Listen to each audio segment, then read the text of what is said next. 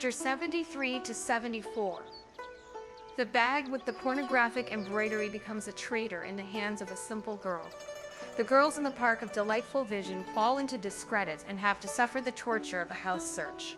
For months past, Tai Feng had been suffering from an obstinate female ailment which frequently confined her to her room and her sickbed. Without her constant supervision, discipline in the Western Palace had gradually become lax, and even in the park of delightful vision irregularities had crept in, which were little in keeping with the strict order which should rule in this carefully sheltered domain of virtuous young ladies of the house. Recently, Yuan Yang, taking an evening walk through the park, had caught greeting of Spring's chessmate on a secret rendezvous in the bushes with a young manservant who had climbed in over the wall. It was an unheard of happening, which would have meant a terrible flogging for both parties if it had become known. True, Yuan Yang had very considerately kept silent about it, and of course the fellow had made off at once. Nevertheless, the culprit was to be detected later evening, just as Pao had gone to bed. The waiting maid Magpie from the apartments of Aunt Kao, the secondary wife of Mr. Chang, appeared in the begonia courtyard and, despite the late hour, asked to speak to Po Yu. Her mistress had just been discussing something in a whisper with his father, and she had caught Po Yu's name, so she wanted to give him advance warning for a talk with his father tomorrow. That was the only important thing she had to say. It was very little, to be sure, but it was enough to frighten Paiyu very considerably. He said to himself that it did not bode any good when the secondary wife, who was so ill-disposed towards him, made him the subject of a secret conversation with his father. Tia Chang had recently returned from the provinces, and at the time was enjoying a holiday which the imperial government had granted him. Up to the present, he had been spending this welcome leisure peacefully and meditatively at home, resting from the fatigue of service. Contrary to his usual habit, he had left Pao Yu alone this time and spared him the usual severe cross-examination about his studies and progress. Now Pao Yu was afraid that the secondary wife Kaya might have suggested that a new examination of his offspring's work was overdue. Perhaps the dreaded examination might take place the very next day, and he felt completely unprepared. With one jump, he leaped out of bed, dressed himself quickly, and took up the long-neglected classic. He was going to spend the whole night quickly preparing himself insofar as he could and brushing up his incomplete knowledge. Of course, the night's rest was also at an end for the waiting maids, who watched him poring over his books by the light of a candle and heard him groaning and moaning as he strenuously racked his brains. Such a beast! To surprise us in the middle of the night with her false alarms. A few good pricks of a needle would be the right thing for herself and her old mistress, grumbled Chang Wen angrily. Meantime, the waiting maid, she would pour out fresh tea and put a bowl of it in front of her worried master to refresh him. She was only lightly clothed in a short, thin petticoat. Put on something warmer. The night is cool and you'll catch cold, he said anxiously, looking up from his books. Oh, do not let us distract you from your work. You should only think of those now, she warned him smilingly, pointing to his books. At that moment, two younger maids ran in, frightened and shrieking. Under the park over the wall. They reported Leslie. It's terrible. Where has he run to? The park must be searched with lanterns for him, they all said, chattering together excitedly. But the clever and compassionate Ching Wen saw at once that here was a chance for her poor little master to escape the morning examination. This hard night will not really help you very much, she whispered to Pao. You pretend you've become ill from fright and just stay in bed in the morning. Then we'll get over the trouble. Pao Yu joyfully snatched at the suggestion. Shut the detested books, and lay down quietly to sleep. But first of all, he gave instructions for all the women and the male porters at the gate watched to search every corner of the park with lanterns for the intruder. The search was without result. Presumably, the young girls had imagined things in their sleep and allowed themselves to be frightened by the wind rustling in the branches of the trees, the searcher said. Nonsense! The girl's report is probably quite correct. You have not searched well, Ching Wen declared firmly to the servants of the gate watch. The little master and we others have also heard the suspicious noise. Surely we cannot all have been deceived. The little master is ill from excitement. He has a fever and is sweating all over his body. I'm going to his mother to fetch pills to get down the fever. Would it be necessary for me to do that if the story was as harmless as you allege? whereupon the gate watchers, mystified, renewed their search. Meantime, Shang Wen hurried over to the Tai Chang and saw to it that the news of the nocturnal incident in a pal. This was spread everywhere, throughout the palace. The frightened Madame Shang brought the matter before the old Tai the next morning. The old Tai was beside herself and strongly criticized the carelessness of the staff in the park. The worst of it is that our own people cannot be trusted.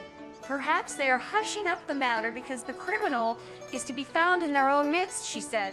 While the older ladies present, Princess Xia and Princess Chen, Madame Cheng, Xi Feng, and the widow Chu, maintained an embarrassed silence, Taste of Spring came forward and declared, since Cousin Haifei has been ill and unable to attend to the park so much, the discipline among the servants has become more and more lax.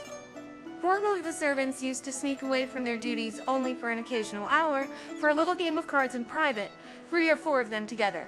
Recently, the gambling has been going on quite openly and on a large scale, with the club committee and all the rest of it in stakes of 30 to 50,000 piece strings of money.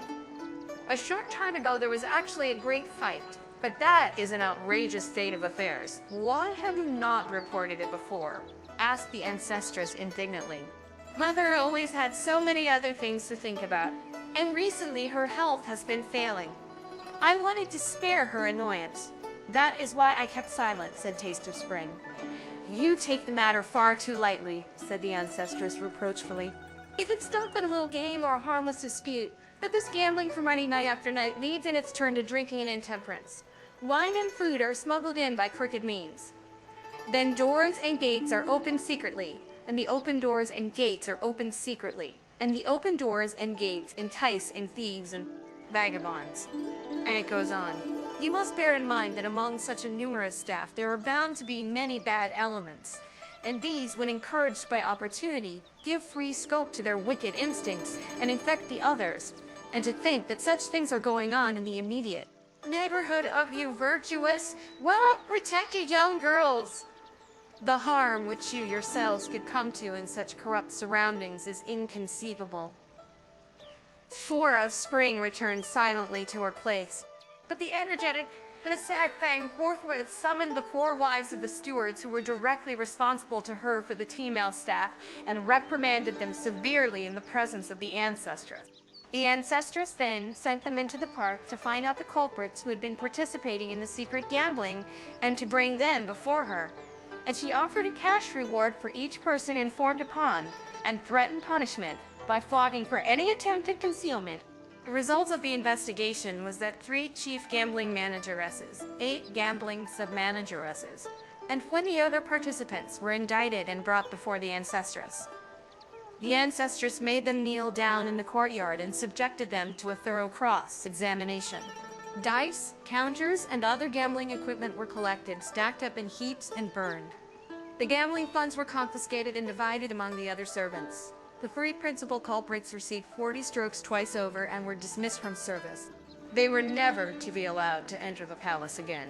The other persons implicated received 20 stripes and were punished besides by deduction of 3 months' wages and reduced to the lowest rate of service, that of lavatory attendants.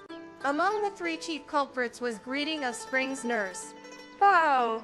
Cherry and Black Jade and the other young girls appealed in vain for a pardon for the nurse to save their cousin's face, but the Ancestress remained unrelenting and, despite their intercession, chased her granddaughter's nurse out of the house.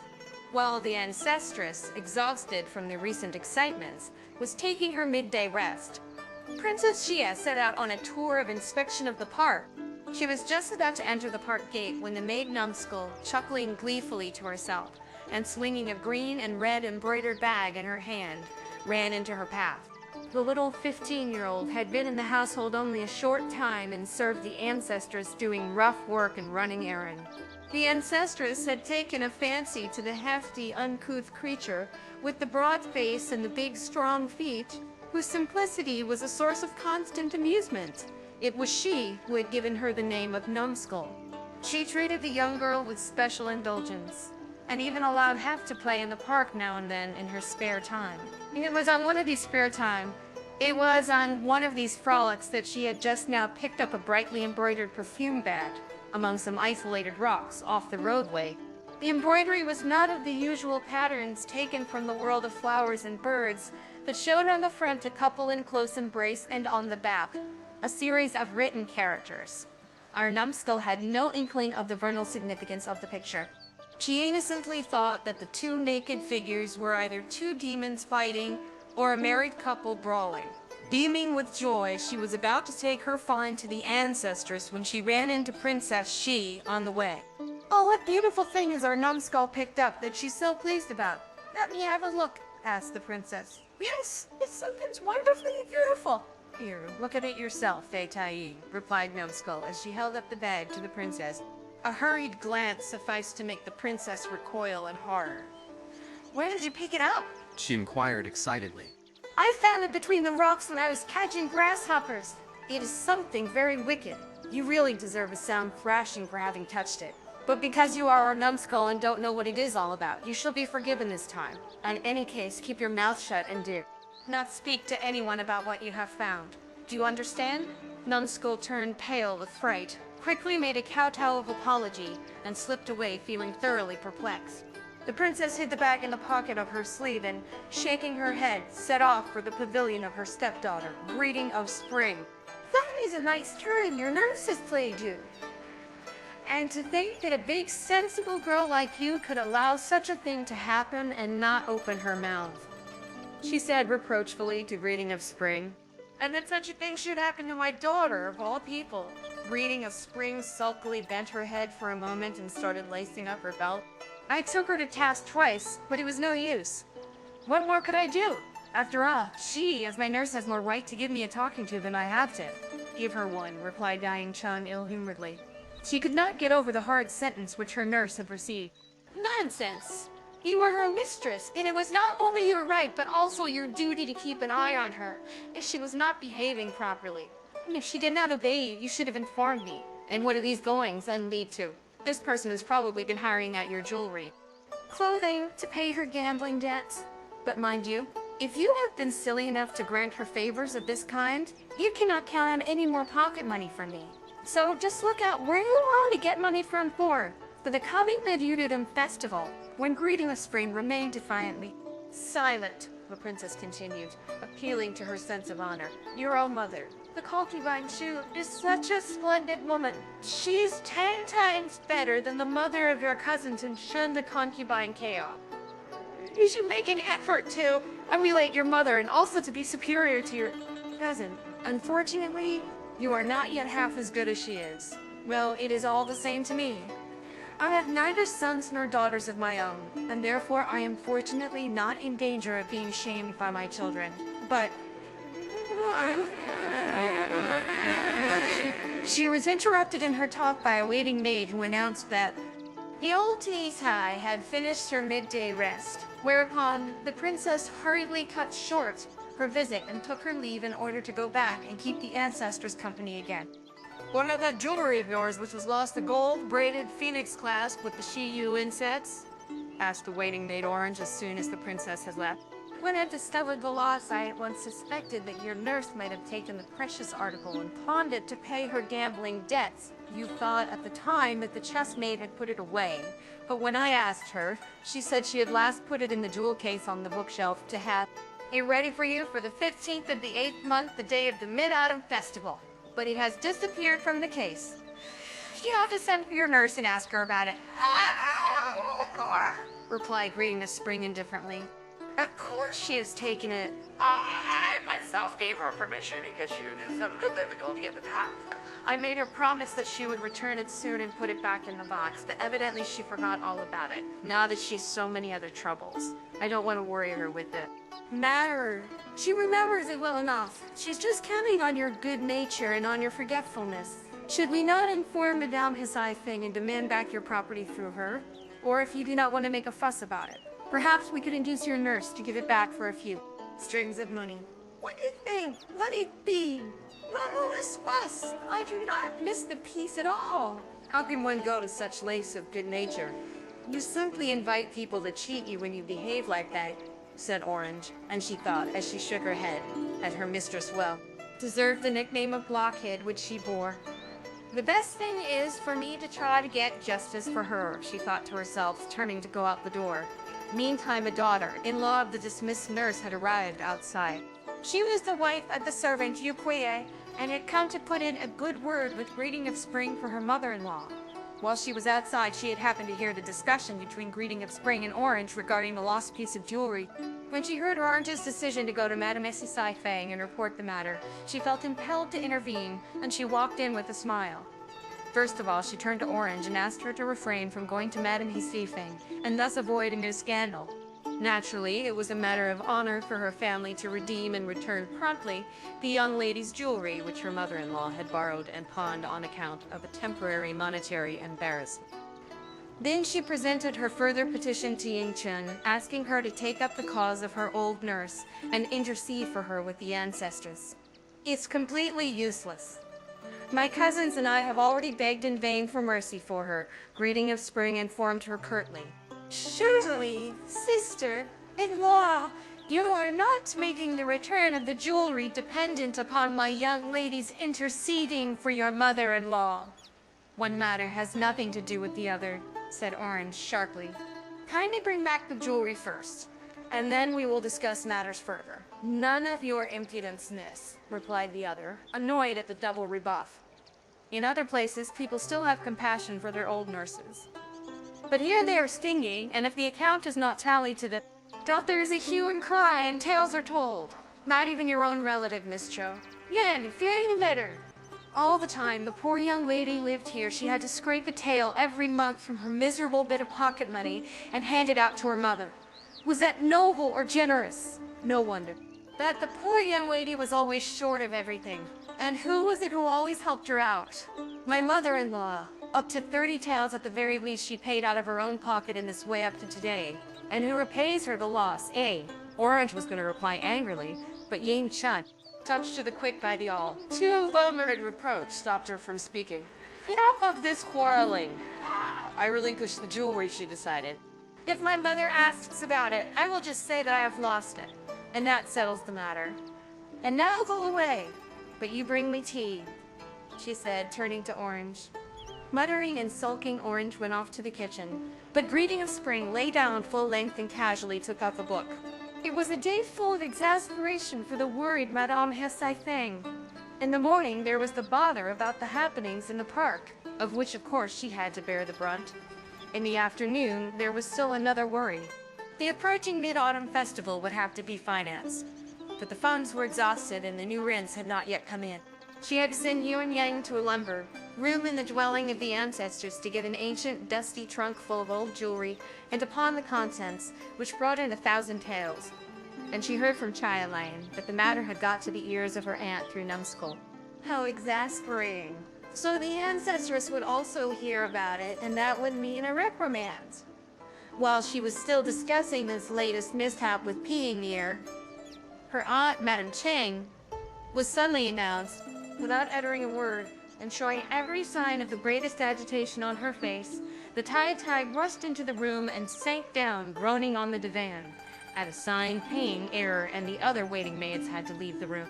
The Tai now pulled out of her sleeve pocket a brightly embroidered perfume bag, and with tears in her eyes silently held it up to Hezi Fang. Where on earth did you get such a thing? After she had known it before. Indecent picture on the bag. Where did I get it? Replied the Tay in a tone of suppressed excitement. It was lying about in broad daylight between the rocks in the park. Numbskull found it and was already on her way to show it to the Ancestress. Luckily, sister-in-law, she took it from her on the way. Otherwise, the Ancestress would have seen it, and then, oh, I don't dare think of it. I am beside myself. I thought I could rely on you, and now you do this to me. How on earth could you be so thoughtless as to leave the thing lying about in the park? But why do you assume that the thing belongs to me? Asked my thing, turning pale. Who else could it be but you? We others are middle-aged women and long past such frivolities. Or could it possibly be one of the young girls in the park? No, there can be no question of that. No. It must have come originally from your husband. How like that incorrigibly frivolous fellow? You two are still young people after all, and young people do find pleasure in silly trifles of the kind. Everyone knows that. You need not deny it. It is only lucky that it was not found by any of the park staff. That would have caused talk. Your cousins would have fallen into disrepute. And what if the innocent creatures themselves had caught sight of it? Oh, I dare not even think of that. Blushing and turning pale alternately as I. Thing had listened to the Tay-Tay. Now she threw herself at her feet. You're quite right, Aunt, but I assure you that I have never possessed such a bag, and I had no idea how it got into the park, she protested with tears. Just look closely at this thing with its tassels. It is a cheap street market article, a bad imitation of the palace pattern. I have never liked such tawdry stuff. But if I possessed anything of that kind, I would have hidden it carefully and not have carried it around with me openly, or taken it into the park, where my cousins might possibly see it. How could you think me capable of such thoughtlessness? After all, I am not the only youngish woman in the palace. Over in the Eastern Palace, there is sister, in Wu Chen, whom one can hardly regard yet as belonging to the older set, and there is her daughter-in-law Young and her people, and there are various young women servants, and the park is just as open to all of them as it is to me. Or perhaps the owner is even one of the park staff herself. Among so many people, it is impossible to keep a watch on the behavior of each individual. How can one know if this or that woman may be carrying on some secret love intrigue with some friend among the male staff? Why is it just I whom suspected? Why we all suspected? But I did not close her ears to the logic of headshot. Things words. Do get up, she said, placated. I know well that you are the best of all the young women of the family and the one least capable of any impropriety. I have done you an injustice. But what shall we do now? I was almost frightened to death when your mother-in-law sent me this disgusting object just now. Do not worry. I know what to do. Above all, we must avoid any fuss in order to spare the old Taiti any new excitements. As it is, the dismissals of today have left some gaps among the older supervisory staff over there. Let us, for the time being, send some women supervisors over from this side, women whom we know thoroughly well and can rely upon, such as the wives of the stewards Zhu Jui and Lei Wang, and have investigations made quietly, ostensibly in connection with the forbidden gambling. In this way, this and that offense will come to kite and offer us an opportunity to weed out and dismiss any undesirable maids from among the older staff. We have far too many marriageable young women over there. Very well, let them marry. A reduction in the staff is also very desirable for reasons of economy. What do you think? You are quite right. I am in full agreement, replied the Tay-Tay with an A. Sigh. Sigh? On the other hand, I would not like to be unfair to our young girls. After all, each of them has only got 3 useful waiting maids at her disposal. The remaining little devils hardly count on the whole, though one would not like to deprive the girls of their service and their company completely. That would be neither in accordance with my ideas nor those of the old Tay-Tai. The best thing is for me to look into the matter myself as soon as I have time. Meanwhile, the women supervisors whom you suggest can take up their post over there and quietly make investigations. She, Ang, had the 5 reliable elderly ladies whom she had in mind brought in and gave them the necessary instructions. The Tai Cheng added to these 5 the wife of the steward Wang Shen Pao, who had come in by chance to eavesdrop. She was one of Princess Xia's serving women and enjoyed her special confidence, and it was she who had brought over the aforementioned perfume bag. Ask your mistress if she would send you for a time to the park as supervisor, as a special favor from me, Madame Cheng said to her. She was anxious to forestall any possible later reproaches regarding partiality. This 6th woman received the order with secret satisfaction. Here was a welcome opportunity to get her own back at last on the waiting maids in the park. She had never had a good word for that high-spirited, conceited lot, who showed her scant respect whenever she went into the park. There is no need to waste words on the subject. A strict investigation over in the park is long overdue, she growled. He did not really go into the park much, Taizé, so you could not know what was on there. Those young things, the waiting maids, are as arrogant as if they themselves were real highborn Miss Thousandfold. Pieces with imperial titles of honor. The like of us dare not open our mouths, or they at once put on airs of being offended and accuse us of persecuting them and intriguing against them. It's a nice state of affairs, indeed. Well, they are no doubt our elite. No wonder that they think something of themselves, said Madame Chang with a smile. That may be true of the others, but one of them, the maid Qingwen who serves our young master Peo, you, is a really bad lot, continued the six vehemently. She is certainly pretty, but does the conceited thing have to deck herself out on that account day after day, as if she was a Heishishai? And how brazenly and pertly she answers us back and rebels if one of us dares to make the slightest remark. You wouldn't believe it. Madame Chen was astonished. Perhaps that is the one who struck me so unpleasantly by the loud, quarrelsome way she rebuked a maid in the begonia courtyard the last time we went for a walk in the park with the old Tay-Tay. She said, turning to Hasi, I mean the one with the heel-like figure and the narrow sloping shoulders and the undivided, shade eyebrows, which remind me of Taiyu's brows. I intended to rebuke her for her unseemly behavior, but I couldn't because I was tied to the old... And later it slipped my mind. Description, it may have been she, but I cannot remember exactly, says Chai Fan. This maid Qingwen is no doubt pretty, but she is also an impudent, frivolous person. Just send for her, Tai. Then it can be seen if your surmise is correct, suggested the sixth. Madame Cheng followed her advice and ordered Qingwen to be sent for. Qingwen was not feeling well that day, and had got up reluctantly from her bed when she was called. Now she appeared half-dressed, flushed from sleep, and with disheveled hair before the Tay-Tay. With a hasty glance of displeasure, the Tay-Tay recognized her as the one she had recently encountered. So, this is our lovely Sikishi? She remarked mockingly. For whom do you put on all that vanity? You think, I suppose, that I do not see through you. Just wait! Very soon I will have you skinned alive. How is my son, Peo? You? She continued in an unfriendly tone. Being quick-witted, Qingwen was rapidly recovering from her first surprise and grasped the danger of her position, which demanded the utmost tact and answers. She quickly fell on her knees. I really would not know. I so seldom come into the ungentle man's vicinity, she lied. The Tai should inquire of his personal waiting maids.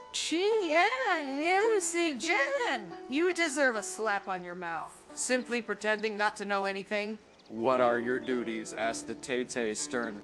I used to serve the old Tai, but because Master Peo, sometimes felt nervous and lonely in the big park, I was later assigned to the Begonia courtyard, and I do night watch there in the outer chambers. Really, I did not watch there in the outer chambers. Really, I did not want to go, and I asked the old Tay to keep me with her, as I thought. I was too unskillful to serve the young gentleman. But the old Tai scolded me and said that my work over there would not call for any special intelligence and would have nothing to do with the personal affairs of the young gentleman. And so I gave in. I would never meet the young gentleman no more than once in a fortnight when he calls me, and then I exchange a few words with him. The serving women and the waiting maid Chiyu, Sijan and Chuwen do all the personal attendance. Besides, I frequently spend my hours of leisure with the old Tay doing needlework. So I scarcely ever have to look after the young gentleman. But if you wish, I can do so from now on. But Buddha, I'm glad to hear that you have so little to do in his vicinity, cried Madame Chang, who took what the girl had said to be perfectly true. I certainly don't intend to ask you to spend more time with your master in future. On the contrary, I shall ask the old Tay to take you away again.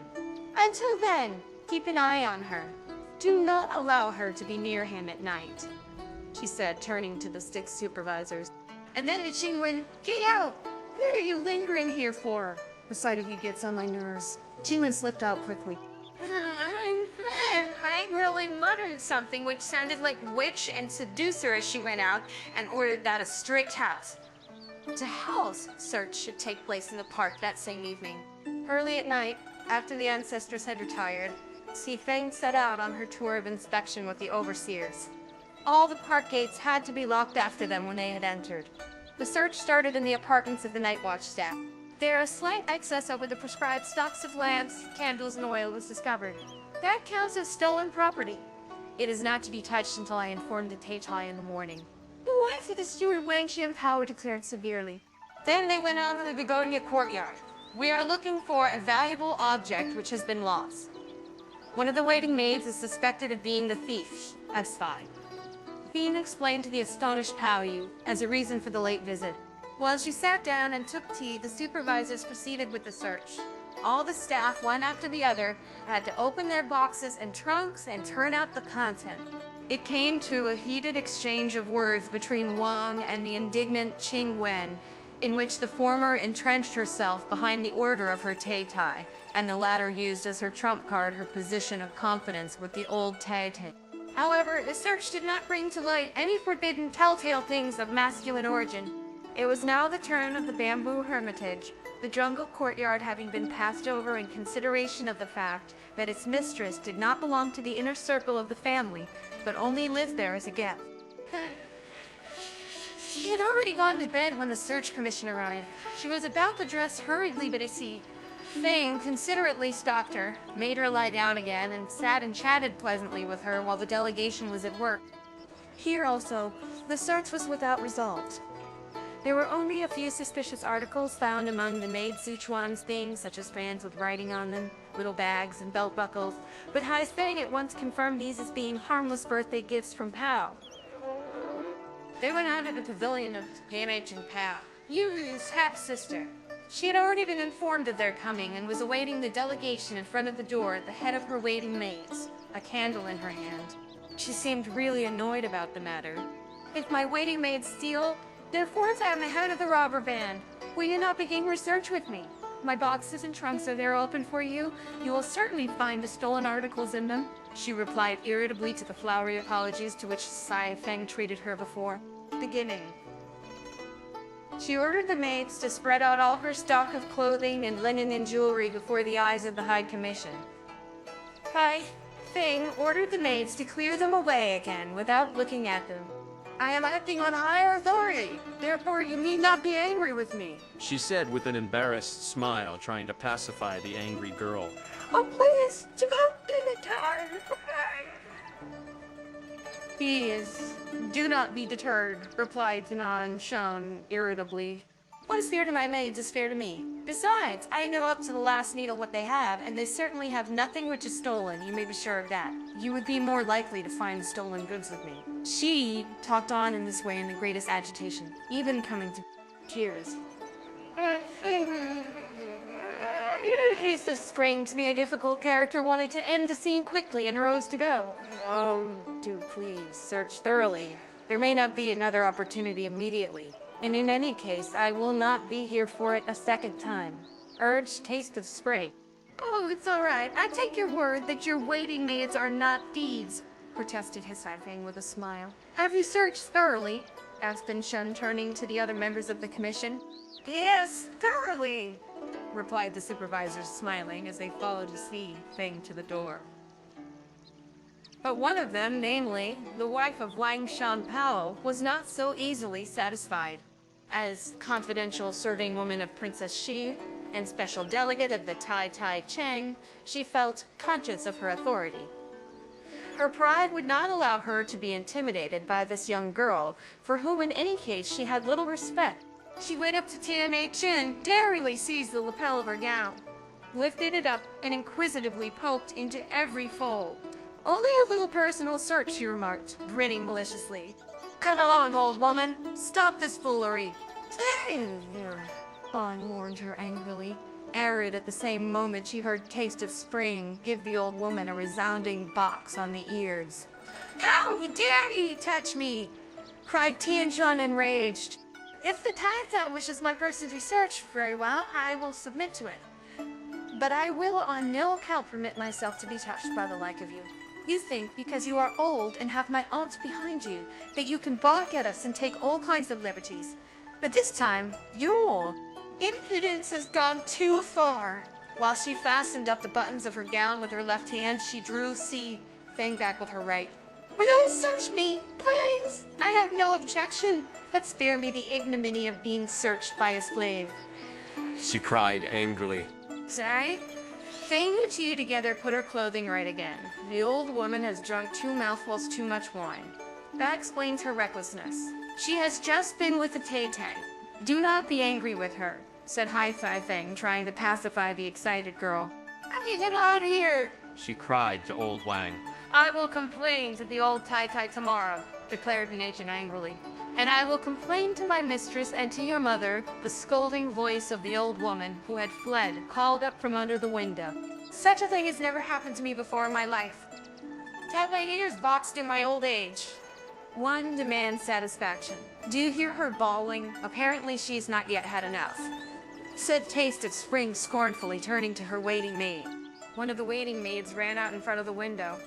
"Be reasonable and keep quiet at last," she said to the old woman. "We won't mind if you go away, then we shall at last be rid of you, you old intriguer.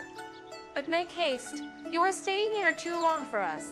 By the united efforts you at last succeeded in calming the ruffled tempers on both sides, and the commission continued on its way. The next objective was the rice farm. In consideration of the fact that the widow Chu was not well, they refrained from alarming her by waking her up, and confined themselves to a brief search of her servant's belongings, which yielded no result.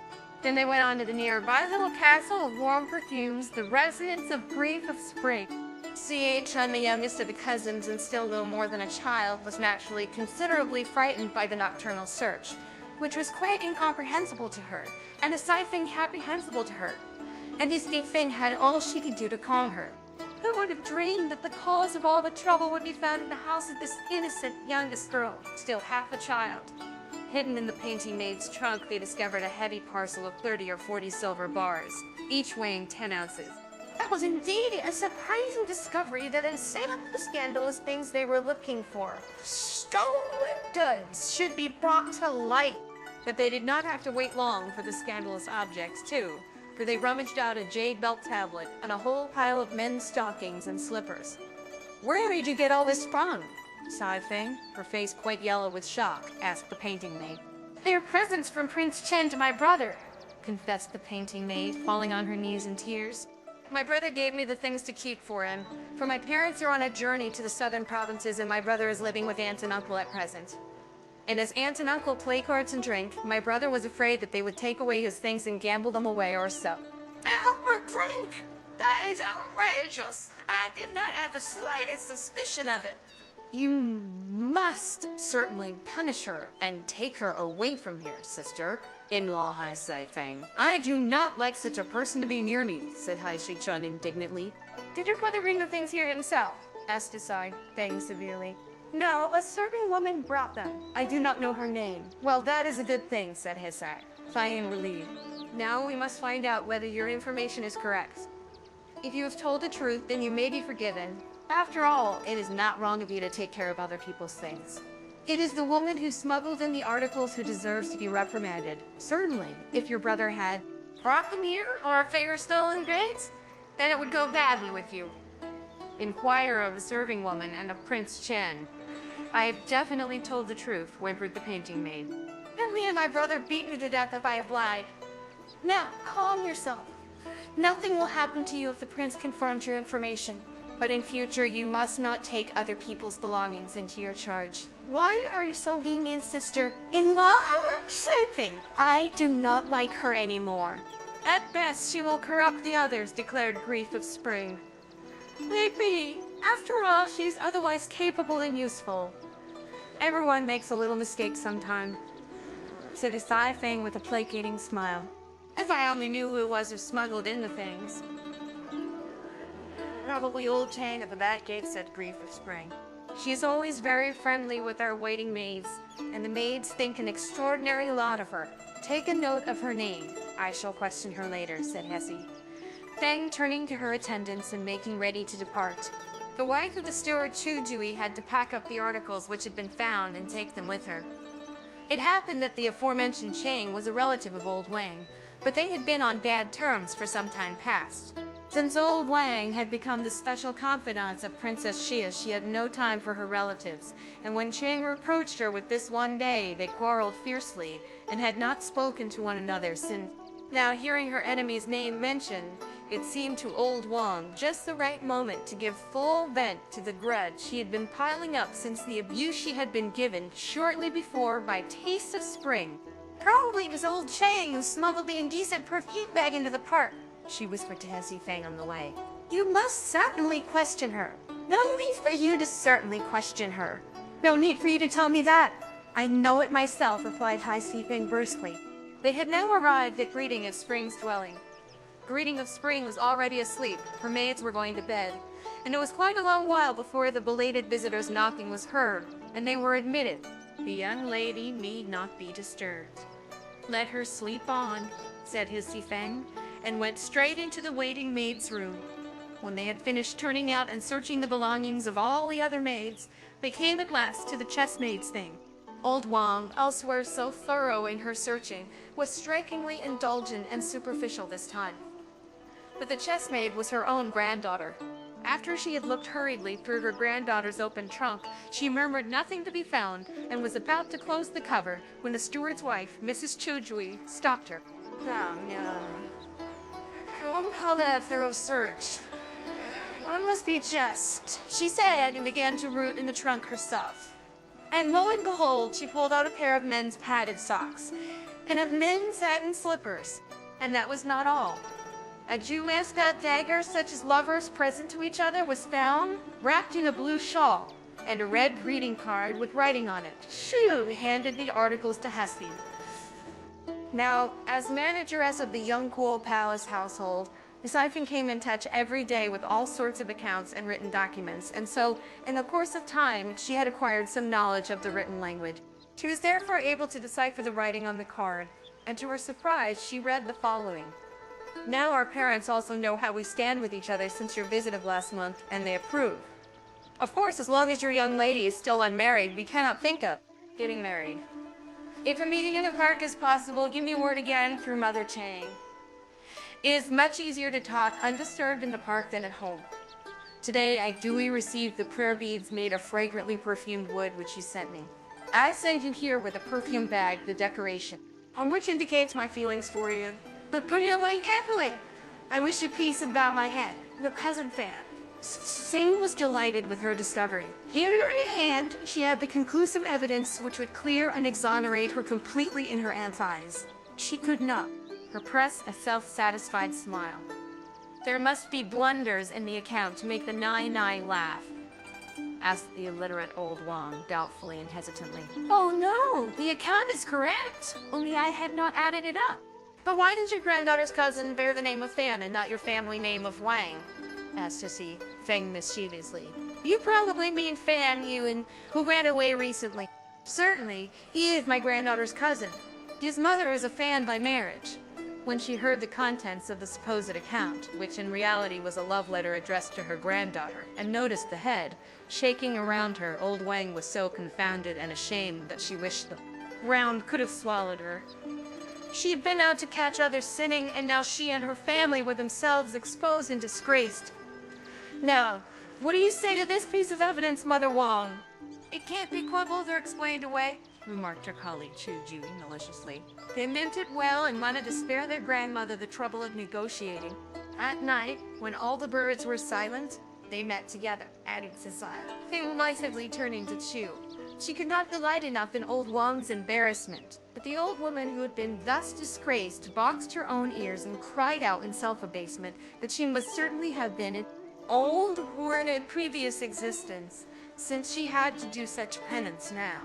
Meantime, the guilty and convicted chessmaid sat there silently with bowed head. Hesse was disagreeably surprised to observe that her attitude betrayed neither fear nor shame. She looked on indifferently, sunk in her own thoughts, as if she had already finished with life and would like to kill herself. Feng therefore instructed 2 serving women to take charge of her and not let her out of their sight. And then, on account of the lateness of the hour, further searches were postponed.